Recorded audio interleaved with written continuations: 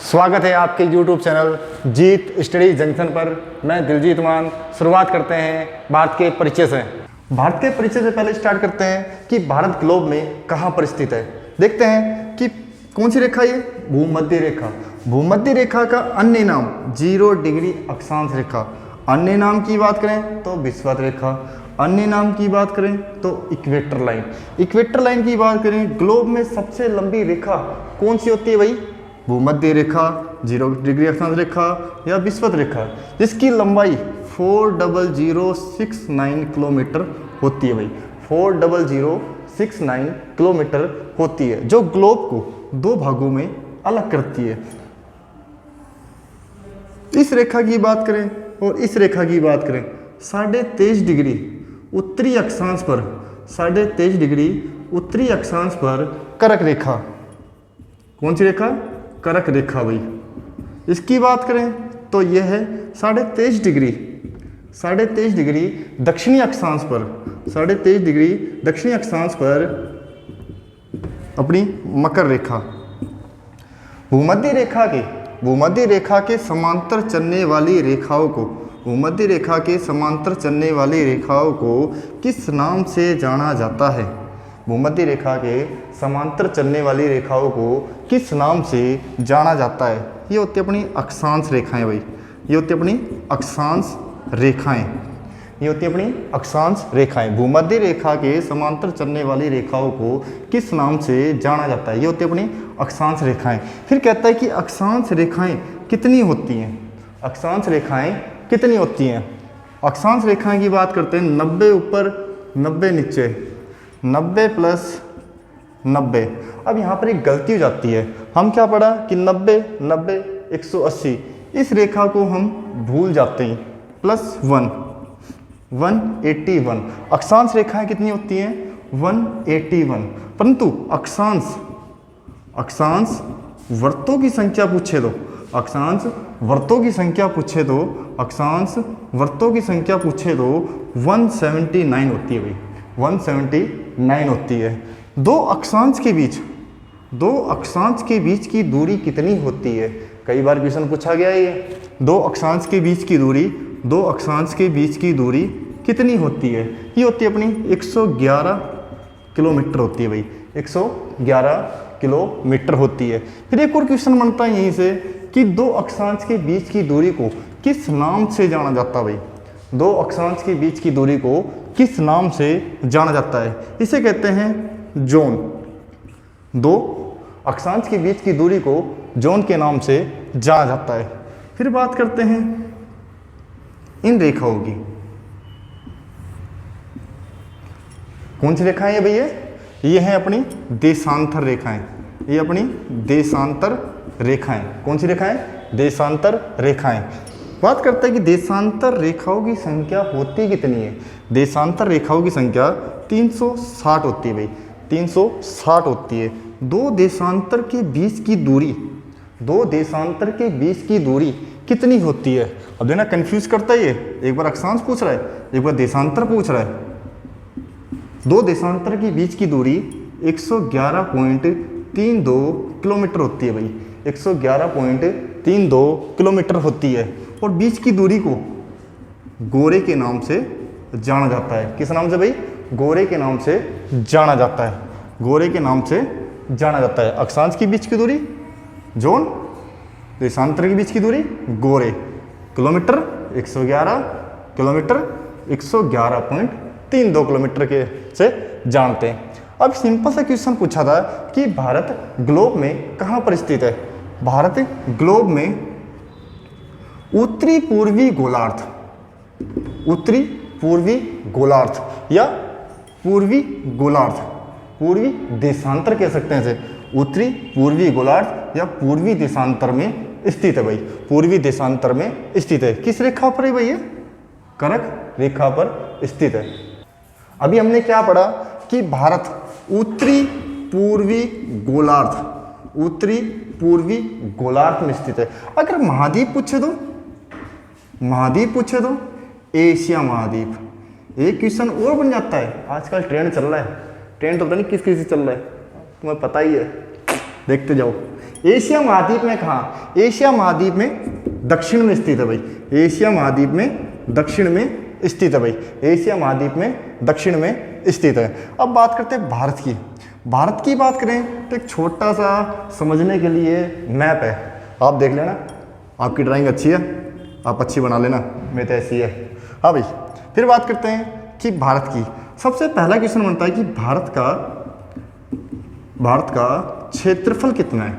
भारत का क्षेत्रफल 32,87,263 वर्ग किलोमीटर भाई। भारत का क्षेत्रफल 32,87,263 वर्ग किलोमीटर है।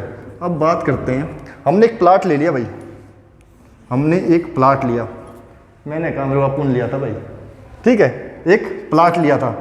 प्लाट कितने गज का? 32,87,263 वर्ग किलोमीटर, ठीक है।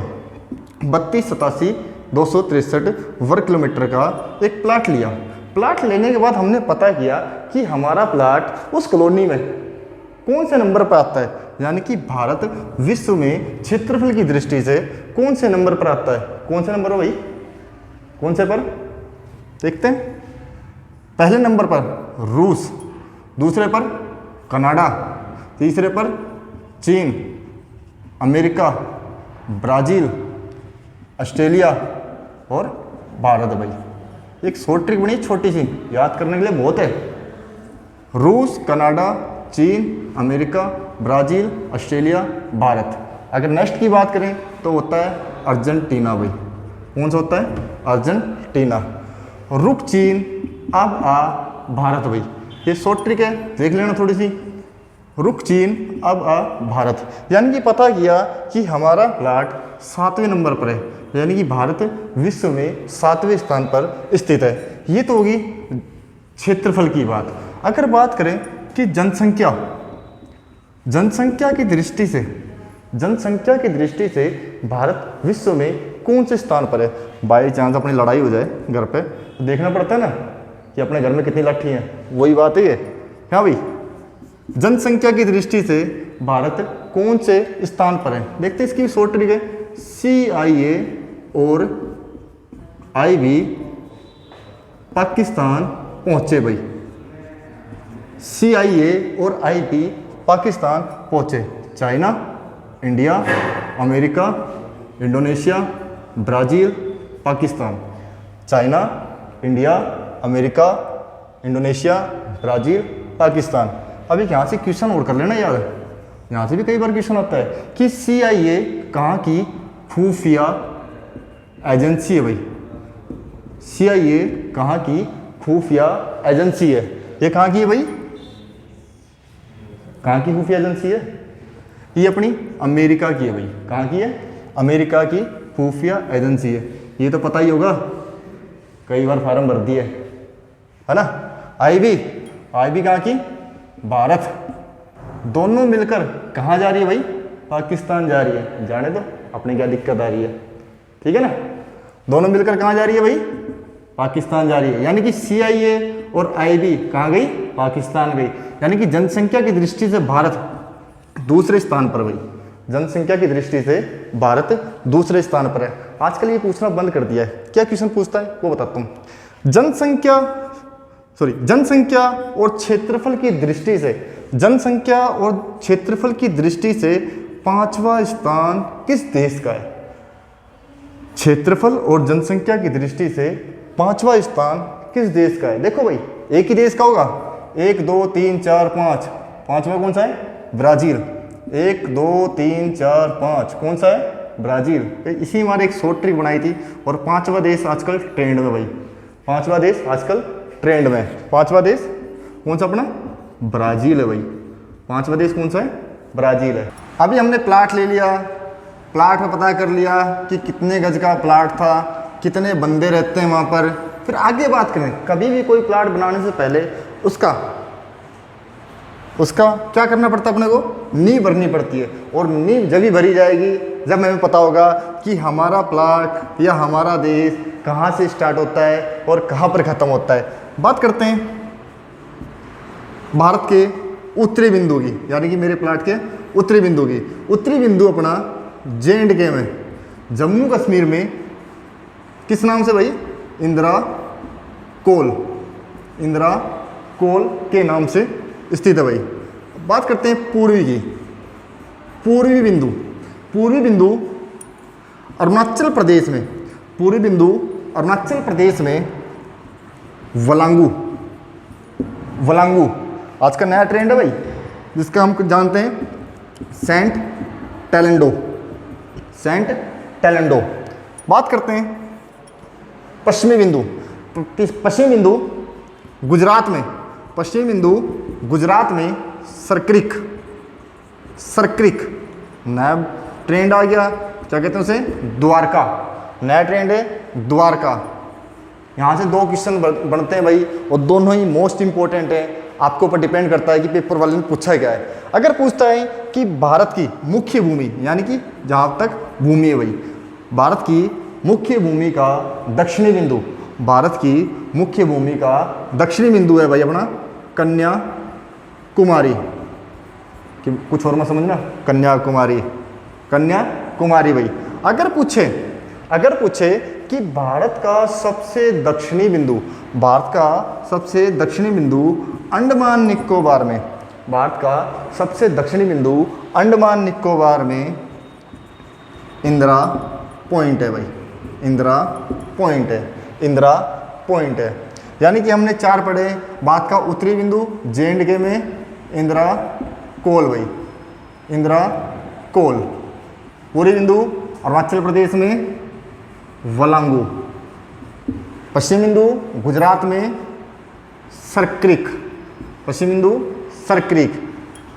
इस बिंदु की बात करें तो अपना ये मुख्य भूमि का बता देता हूँ। याद करने का तरीका एक और है। जब मेरे पिताजी ने ये प्लाट लिया था तो एक छोटा सा प्लाट और ले लिया था, छोटा सा प्लाट और लिया था। क्यों लिया था? भैंस बांधते हैं, इस मारे एक छोटा सा प्लाट और लिया था। प्लाट लिया तो भाई पड़ोसी तो होते ही हैं लड़ाई करने वाले। इन्होंने क्या करा, इस साइड नाली छोड़ दी भाई, और ये पानी भर गया। यानी कि यहाँ पर पानी भर रहा है, ये अपना अंडमान निकोबार है। पानी भर गया तो थोड़ा दूर हो गया ये, तो क्या हुआ, मुख्य भूमि का दक्षिणी बिंदु पूछे तो अपना क्या भाई? कन्याकुमारी। सबसे दक्षिणी बिंदु पूछे तो क्या भाई? इंदिरा पॉइंट भाई, इंदिरा पॉइंट, इंदिरा कोल भाई। उत्तरी बिंदु इंदिरा कोल, पूर्वी बिंदु वलांगू, पश्चिम बिंदु सरक्रिक, मुख्य भूमि का कन्याकुमारी, तमिलनाडु में कन्याकुमारी। अगर बात करें सबसे दक्षिणी बिंदु की तो क्या है भाई? अपना इंदिरा पॉइंट। यहाँ से 1-2 क्वेश्चन और देख लेना। अरुणाचल प्रदेश से 1-2 क्वेश्चन बनते हैं कि भारत में सबसे पहले सूर्य की किरणें, भारत में सबसे पहले सूर्य की किरणें किस राज्य में पड़ती हैं भाई? भारत में सबसे पहले सूर्य की किरणें अरुणाचल प्रदेश में पड़ती हैं भाई, अरुणाचल प्रदेश में पड़ती हैं। और सबसे अंतिम पूछे तो इसका अपोजिट है भाई, कौन सा? गुजरात में पड़ती हैं, गुजरात में पड़ती हैं। सबसे पहले सूर्य की किरणें किसमें भाई? किसमें? अरुणाचल प्रदेश में। सबसे अंतिम गुजरात में। एक क्वेश्चन और बन जाता है यहाँ से, 7 सिस्टर, नाम तो सुना ही होगा 7 सिस्टर का। 7 सिस्टर कई बार कंफ्यूज हो जाता है कि 7 सिस्टर में कौन कौन से राज्य आते हैं, कौन कौन से नहीं आते।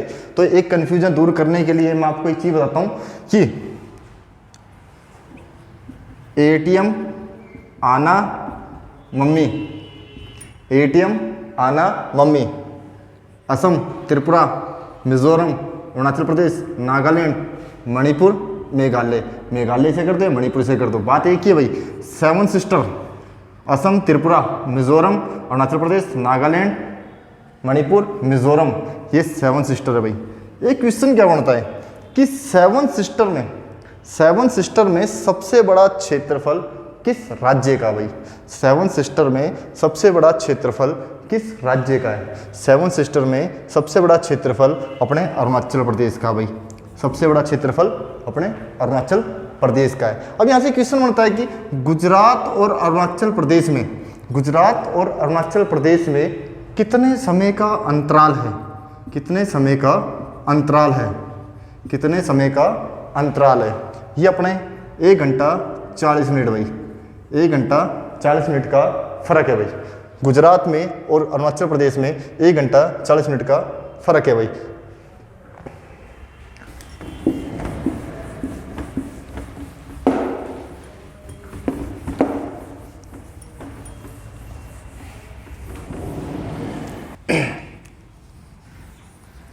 हमने भारत के बारे में पता कर लिया, प्लाट के बारे में पता किया था कि प्लाट लिया था, कहाँ से शुरू हो रहा है, कहाँ ख़त्म हो रहा है। चलो अब घर बनाने की स्टार्ट करते हैं। घर बनाना जब ही होगा जब हमें पता होगा कि हमारे प्लाट की लंबाई चौड़ाई कितनी है। यानी बात करें कि भारत की उत्तर से दक्षिण की लंबाई, भारत की उत्तर से दक्षिण की लंबाई यानी प्लाट की उत्तर से दक्षिण की लंबाई ये अपनी 32-14 किलोमीटर भाई।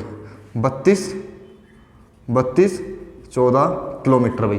32-14 किलोमीटर। पूरब से पश्चिम की लंबाई, पूरब से पश्चिम की लंबाई, पूरब से पश्चिम की लंबाई है 29-33 किलोमीटर भाई। 2933 किलोमीटर भाई। 29-33 किलोमीटर। उत्तर से दक्षिण की लंबाई 32-14, पूरब से पश्चिम की लंबाई 29-33 भाई।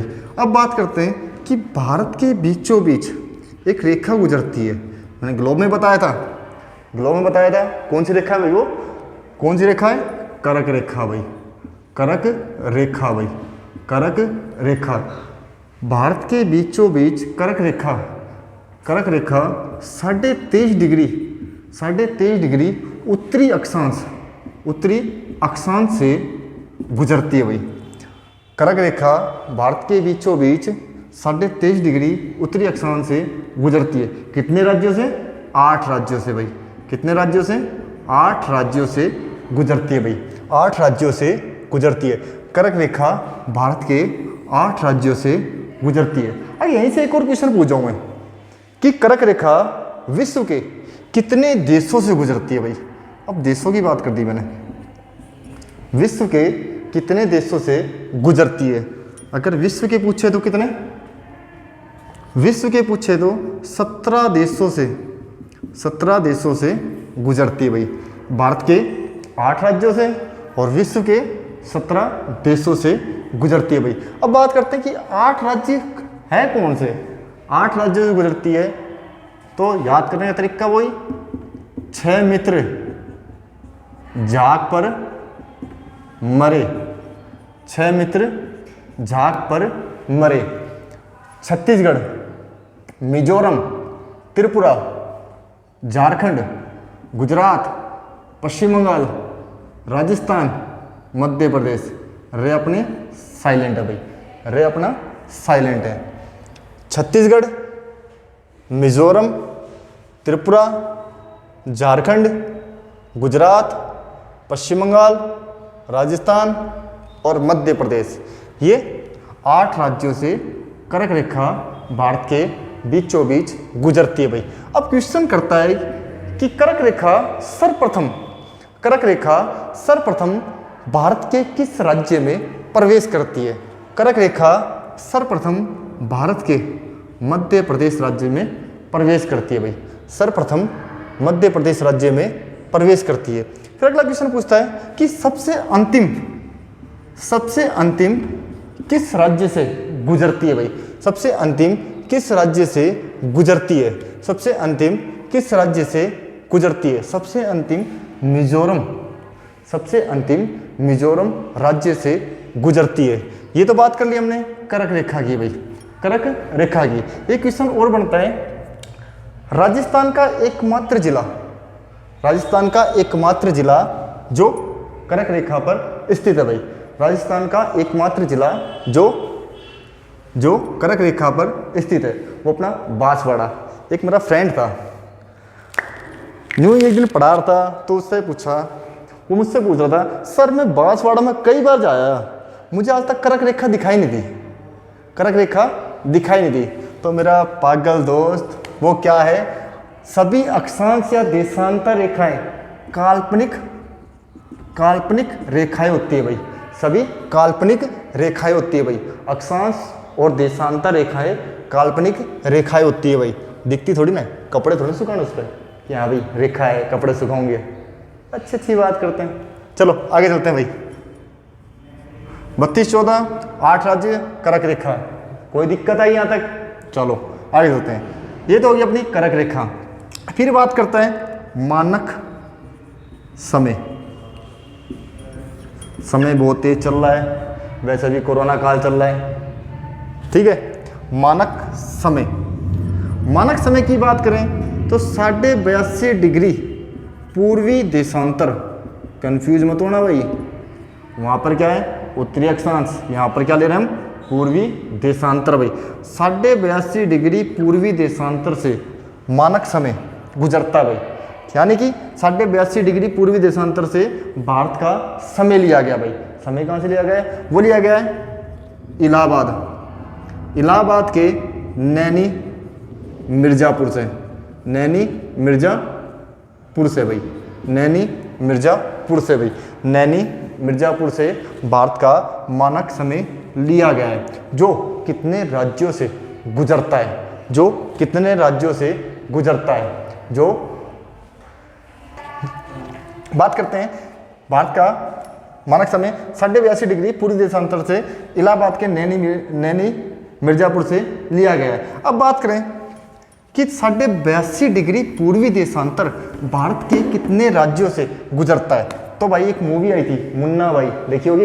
एक आदमी था, वो क्या कहते हैं कोमा में, कोमा में CUMA, Chhattisgarh, Orissa, UP, MP, Andhra, Chhattisgarh, Orissa, Uttar Pradesh, Madhya Pradesh और आंध्र प्रदेश, इन राज्यों से गुजरता भाई। भारत का मानक समय, भारत का मानक समय 5 राज्यों से गुजरता भाई, छत्तीसगढ़, उड़ीसा, यूपी, MP और आंध्र प्रदेश। और बात कर लें इलाहाबाद की, अपने योगी जी हैं, योगी जी ने क्या कर दिया, इलाहाबाद का नाम चेंज कर दिया भाई, इलाहाबाद का नाम चेंज कर दिया। इलाहाबाद का नाम चेंज किसने किया?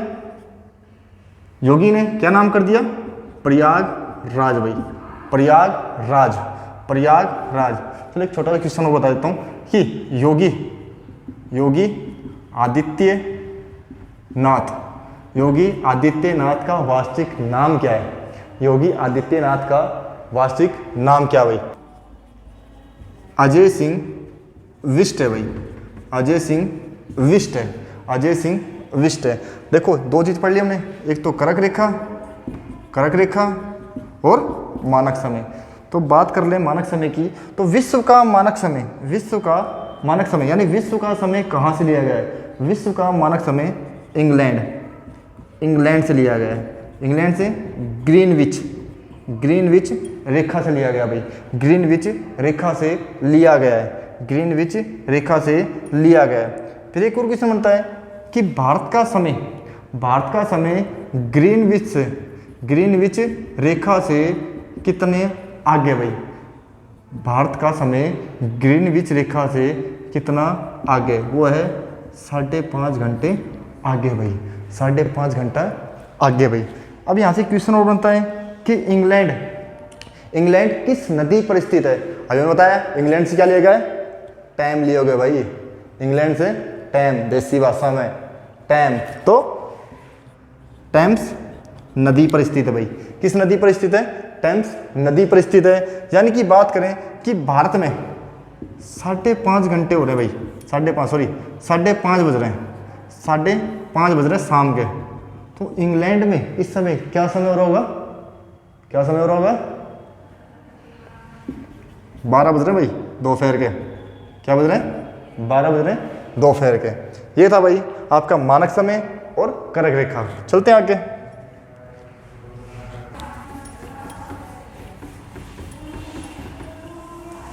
करक रेखा, अभी करक रेखा पढ़ी हमने।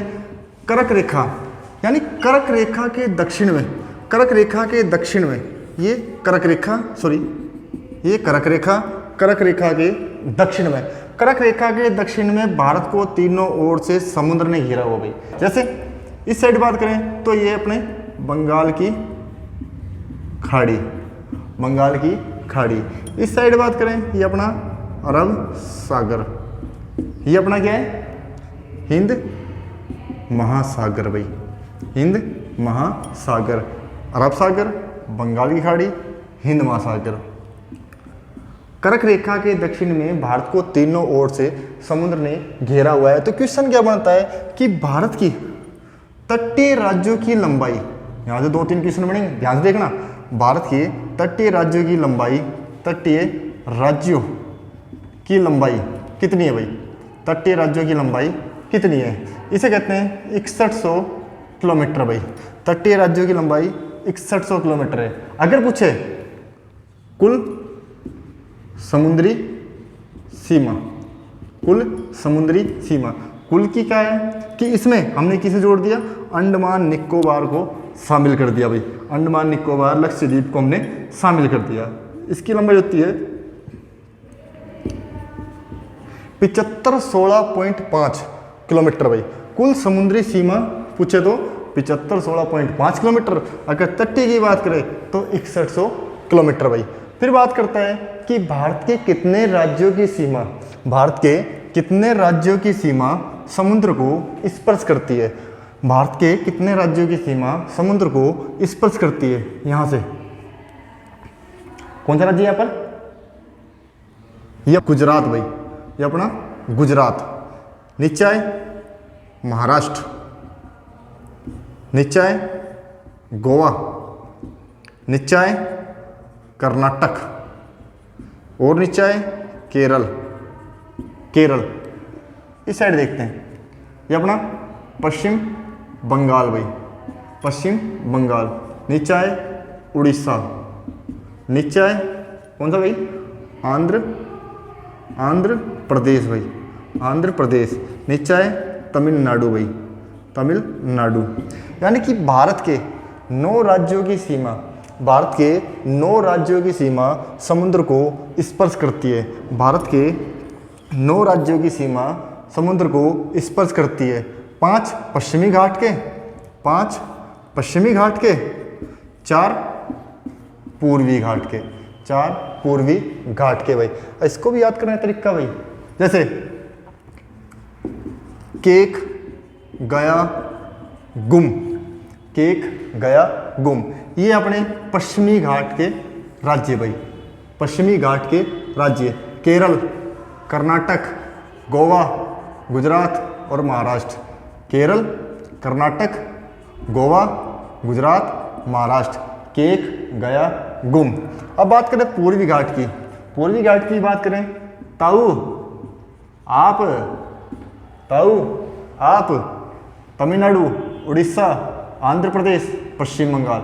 4 ये, 5 वो। तमिलनाडु, उड़ीसा, आंध्र प्रदेश, पश्चिम बंगाल, केरल, कर्नाटक, गोवा, गुजरात, महाराष्ट्र। 9 राज्य। क्वेश्चन क्या बनता है कि भारत के 9 राज्यों में सबसे लंबी समुद्री सीमा वाला राज्य भाई, सबसे लंबी समुद्री सीमा वाला राज्य कौन सा अपने? गुजरात है भाई। कौन सा है? गुजरात। गुजरात के पश्चात, गुजरात के पश्चात सबसे लंबी समुद्री सीमा वाला राज्य है अपना आंध्र प्रदेश, आंध्रा भाई। फिर बात करते हैं कि सबसे छोटी समुद्री सीमा वाला राज्य कौन सा है? वो होता है गोवा। आजकल एक ट्रेंड और बन गया नया कि क्या क्वेश्चन पूछता है, दक्षिण भारत में सबसे लंबी समुद्री सीमा वाला राज्य कौन सा है? दक्षिण भारत में सबसे लंबी समुद्री सीमा वाला राज्य कौन सा है? अब कई बार कंफ्यूज हो जाता है। अब कोई बंदा मूवी देख रहा है, मूवी देखता कोई आया, कौन सी मूवी देख रहा है? प्लस साउथ की, और एक ही मूवी आती है, कौन सी? मास्क, नागार्जुन। नागार्जुन कहाँ का है? आंध्र प्रदेश का होता है, और आप लोग कहते हो साउथ की। इसमें कंफ्यूज मत हो ना भाई। दक्षिण भारत का कौन सा राज्य इसकी सबसे लंबी समुद्री सीमा है? वो अपनी आंध्रा भाई, आंध्र प्रदेश। और आंध्र प्रदेश की खासियत पता ही होगा कि आंध्र प्रदेश में से एक राज्य काटा गया था भाई, एक राज्य काटा गया था। कौन सा? तेलंगाना भाई। कब काटा गया था? 2 जून 2014 भाई। 2 जून 2014 को आंध्र प्रदेश का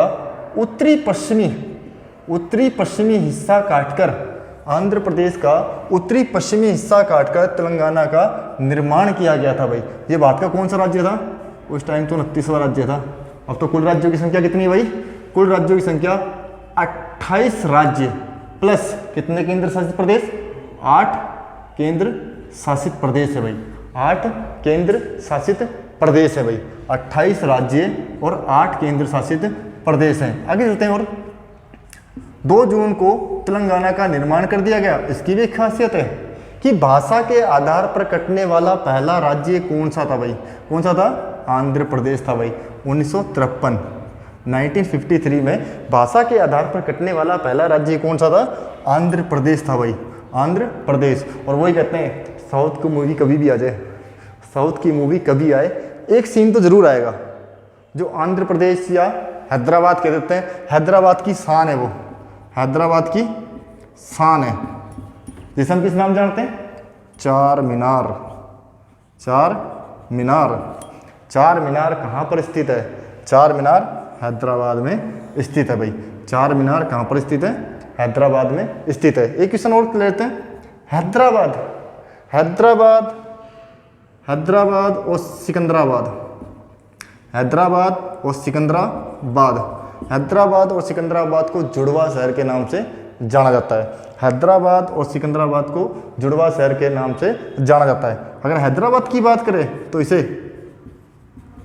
निजामों का शहर, निजामों का शहर या मोतियों का शहर, निजामों का शहर या मोतियों का शहर के नाम से जाना जाता है। निजाम बोला भाई, याद रखना, याद रखना। एक और होता है नवाबों का शहर। नवाबों का शहर कौन सा है? लखनऊ है। कौन सा भाई? लखनऊ है। नवाबों का शहर कौन सा है?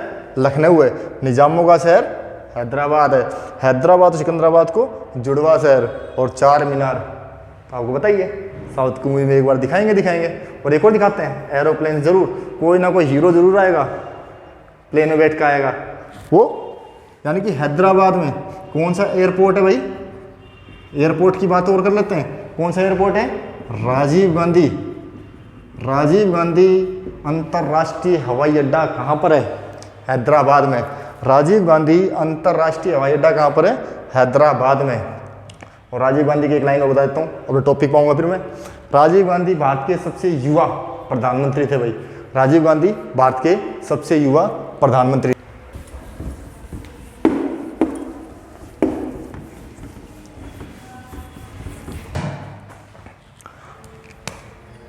हाँ तो फ्रेंड्स, आपने क्या पढ़ लिया? एक तो 8 पढ़ लिए। 8 क्या पढ़े? करक रेखा वाले भाई, करक रेखा। फिर क्या पढ़ा? 9। 9 क्या पढ़े आपने? समुद्री, समुद्री सीमा वाले, सीमा वाले राज्य भाई। अब जो नया टॉपिक है या नए टॉपिक की बात करें, भारत के, भारत के पड़ोसी देश भाई, भारत के पड़ोसी देश। या तो आएगा 7 या आएगा 10, बताओ भाई, 7 या 10? Very good, 7। भारत के पड़ोसी देश कितने हैं? 7। बचपन में बुआ, बचपन में बुआ या बचपन में MBA, कुछ भी कर लो भाई। बांग्लादेश, चीन, पाकिस्तान, नेपाल, म्यांमार, भूटान, अफगानिस्तान। बांग्लादेश, चीन, पाकिस्तान, नेपाल, म्यांमार, भूटान और अफगानिस्तान। ये ट्रिक ऐसी बनाई गई है जो भारत को सबसे अधिक सीमा स्पर्श करता है वो आगे, फिर कम, फिर कम, फिर कम, फिर कम, फिर कम। यानी कि सबसे अधिक क्षेत्रफल किसका लगता है भाई?